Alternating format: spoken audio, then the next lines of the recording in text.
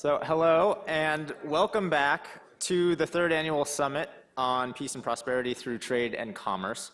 My name is Topher McDougall and I am a faculty member here at the Joan B. Kroc School of Peace Studies where I teach economic development. As you know, this year's theme for the summit is innovative products for sustainable societies. We heard this morning from a number of impressive entrepreneurs in sustainability, and now we turn to the topic of the triple bottom line in product and process innovation. So why would a School of Peace Studies or a Center for Peace and Commerce, for that matter, be sponsoring a summit on sustainability? There's a growing consensus that the sustainable management of resources will be critical to building a more peaceful global society by heading off conflicts over scarce resources in the face of global demand and dwindling supplies. It's for this reason that the CPC here talks about the 4 Ps, people, profit, planet, and also peace. The New York Times recently ran an article describing an experiment performed by General Electric Corporation during the 1950s, in which the corporation identified promising young middle managers who had only high school educations, and they sent them back to get a 1-year liberal arts college education. They quickly discontinued the program because they found that the returning employees were much less willing to put the bottom line ahead of all other concerns. So today we'll be hearing from 3 panelists who will, I imagine, demonstrate just how antiquated this thinking is. With that in mind, I'd like to introduce our 3 panelists, each of whom are deeply involved with the innovation process, whether in the for-profit or nonprofit sector, in international supply chains. The first is Diego Bolson. He's an industrial designer who currently leads product innovation teams in Gamesa, is that how you pronounce it? Quaker and Sabritas, all Pepsico Foods corporations in Central and South America. Sarah Severn is Director of Stakeholder Mobilization Sustainable Business Innovation at Nike, where she has overseen a recent shift in focus from corporate social responsibility, or CSR, to sustainable business and innovation. And Bill Snyder, who is the commercialization strategist for PATH, an international nonprofit organization that creates innovative products and strategies for public health interventions around the world. So please join me in welcoming our guests.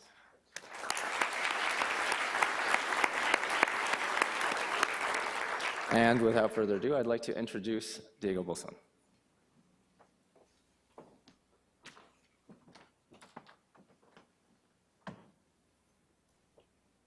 That's me. I'm Diego Bolson, and I'm a food designer. And I think that the concept of food designer is kind of new, and is kind of a new idea. But talking a little bit about myself, I was born in Brazil in a very typical Italian family that recently migrated to Brazil. So for me, the rituals of food were a very intrinsic part of my formation, and I think my values all kind of derivated and came from those rituals. So for me, food has been part of who I am for a long time. But then I decided to become a designer. So I have to integrate that idea of design thinking with food, and that's where my passion were born. So I think everyone that designer or no designers, everyone has a consensus of what design is. And this is my definition of design. For me, design is about multidisciplinary knowledge applied to the solution of human needs. If you're not solving human needs, you're not doing design. And if you're not approaching problems with a multidisciplinary point of view, you're not being a designer as well. So I'll go briefly with an explanation of how the concept of design applies to the food industry, and then I'll try to migrate to how I apply my thinking to PepsiCo and how is this affecting the triple bottom line. So for me, design thinking intersects with food in 3 major stages. The first stage will be design for food. What you're actually doing is that you're modifying the context of consumption while not modifying the product itself, but you're modifying the overall experience of eating. So for some moms, trying to convince their kids to have vegetables can be a hard task to be done. But you can modify the context in which the kids come in contact with the food in order to modify the overall experience, so it will be easier to make them finish their vegetables. And it's not only food design, it's food experience design. Because what we understand food is and why should we eat is much more complicated than we usually rationalize. The second stage will be design with food. That is using food to tell stories and using food to create experiences. This is an example from a designer from Barcelona that is called Martí Guix. So what he did is that he created a catering experience where people will come along and pretend to care about each other and say their names and exchange cards and whatever. And these plates of soup were hidden under raw bread dough. So the idea is that those lamps are slowly cooking the bread. So the picture you see in the corner is that when people sit down, the bread was ready to be eaten. And so people had their soups and kept talking. But the interesting part is that at the end of the dinner, people were asked two questions. The first question was, how do you grade the experience? And the grades were very high. I mean, most grades were above 8.5 till 9.7. But the second question was an open question, and it was, what was the flavor of your soup? And to our surprise, 70% of the attendees didn't remember the flavor of their soups. So that's a very new concept from how do we forge memories and why do we eat? Like when you go to a restaurant, your main idea is probably socialization. So eating is a byproduct of socialization. So what about the amount of food we consume during socialization if your initial idea was to get to know people or have an interesting chat with someone and not eat, but you ended up eating a lot, right? So re-questioning the role of food in society will lead to very innovative ideas. The final stage, and this was one of the first projects I actually got to work with, I was working in a restaurant in Italy. I started as a help boy, and then I got to sommelier, and then I got to design some plates. And this was one of the first that I actually got some creative process into. It was an 11-course dinner in Rivoli, that is near Milano in Italy. And it was really expensive. It costed like 500 euros for the dinner experience. And my plate was supposed to be the last one. And my task with my plate was to make everyone stand up and leave, because there will be people waiting in line to sit in the restaurant, right? So it was a very hard task saying, I don't know, a big soccer player from Milan to stand up with his supermodel girlfriend and go away because there was people in line. It was a really hard task.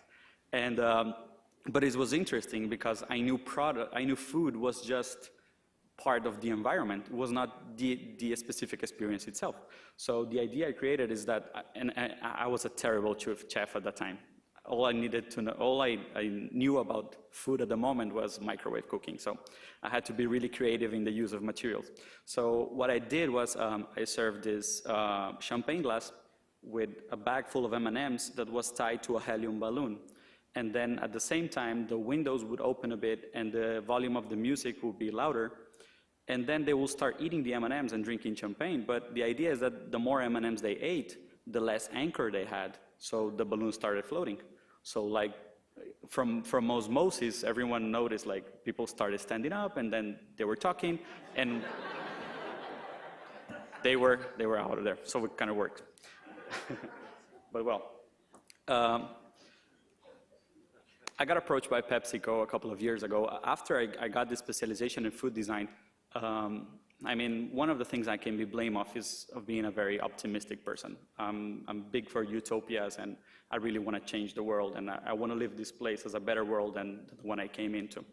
So when I graduated, I started my career in catering industries, restaurant industries, as a consultant for food industries. But I never had the idea that this tool set could be applied to a major industry, but I knew there was a big opportunity. So I got approached by PepsiCo. And in the beginning, when I tried to explain what I could do, it was kind of hard to find a match between all this that sounds very romantic and poetic with a huge industry, like billion-dollar industry. So I started in R&D, I did packaging design, then I moved to marketing, then I moved to financing and to breakthrough innovation, and I've been all over the place. And it took me a long time to actually figure out, you know what I need to do needs a new place and needs a new name. So I recently got assigned innovation leadership of Central and South America, where I act with a group of people as consultants to these new innovations and new concepts of food applied to the food industry. And let me give you a couple of examples. Within the vision of PepsiCo, the idea of the triple bottom line is one of our most important values, right? Our boss, Indra Nui, is an amazing person, and she's constantly reinforcing the values of performance with purpose and do better by doing better. And it was really easy for me to relate to those ideas because those are the ideas that I was pursuing in the first place. So I'll give you a couple of examples of how some design thinking applied to the food industry can lead to a very positive influence in the triple bottom line. So this first example, we have these cookies in Mexico that are called Marias. They're really cheap cookies. They've been nutritionally designed to pack a nutritional punch because they're destined to a lower socioeconomic level. So they're enriched with iron, they have lower income, lower fat in comparison to other cookies, and they are really cheap, right? So this brand has 70% penetration in Mexican market. So out of the 100 million Mexicans, 70 million Mexicans can go to the down the street store and buy these cookies. So I'm using Pepsi to push one of my utopic ideas. So I was thinking, so mom, Mexico, this socioeconomic level, probably has 5, 6 kids running around all day long. She's probably working a double shift and she's not spending that much time alone in Mexico. And then again, Mexico last year got declared the #1 country in child obesity and #2 country in adult obesity, which will soon become #1 because these kids will grow, right?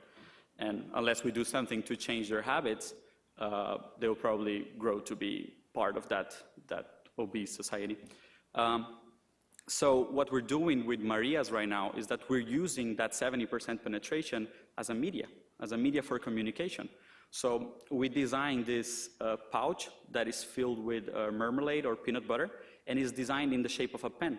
So in the back panel of the cookies, we give simple instructions of how mom can teach their kids to write, like the very basic letters of the alphabet. This by itself opens a very new idea of how people interact with food. But more important than that is the fact that we're giving back mothers their rightful place as a trustful source of information. And that's even more valuable because that will probably teach the kids to listen to their moms and trust them for information that will probably stop them from growing into irresponsible people, right? So I'm just using a very big corporation to push these ideas. Another example, and I wish I could be more specific about this one, but since I'm an R&D guy, everything that I do is kind of confidential. But just as a major understanding, so I can give a kid 100 grams of chocolate, and that will probably translate into 300 calories from sugar and from fat. Or I can give the same kid chocolate designed with playability and have the kid interact with the chocolate. So the two experiences will go like this. The first kid will grab the chocolate, eat it in 40 seconds, and then you will ask them, how much did you enjoy the experience? And they will probably give you an 8.5. Or I can give them 50 grams of chocolate with playability, have them play with the chocolate for 15 seconds and then get bored with it, then eat the chocolate, and by the end of the experience, I will ask, how pleasant was it? And they will say 7.5 or 8. Then I've done something really, really big because they ate half the calories and had as much fun. And that, I think, is the most valuable idea behind food design, understanding why people eat. People don't eat all the time because they're hungry. People eat to eat very different voids and very different needs. People eat to socialize. People eat to get pleasure. People eat because they're bored. So if you understand that people is eating because they're bored, you're not supposed to be designing more food or big size or bigger portions. You're supposed to be solving for boredom, right? So our company has that approach on how to solve food needs. And it's a very bipolar idea, because in some countries, like for example the States, the owner recently released a couple of amount of information about eating habits in the States. If all the world ate as much as an average American, we would need 5 times the surface of the earth to produce that amount of food, right? So we know our way of eating is not sustainable. Our plates are getting bigger and bigger and bigger and bigger. And we have grown to understand that eating more equals eating better, which is not fundamentally true. And on the other side of the coins, we have countries like Brazil or India or China or even Mexico, where people is in urgent need for nutrients and of health and wellness. So a new understanding of health and wellness is not only the health and wellness provenient from nutrition, but it's also the health and wellness provenient from values and family habitation and happiness, right? So instead of just selling food, we're selling pleasure, experiences, and knowledge. Thank you.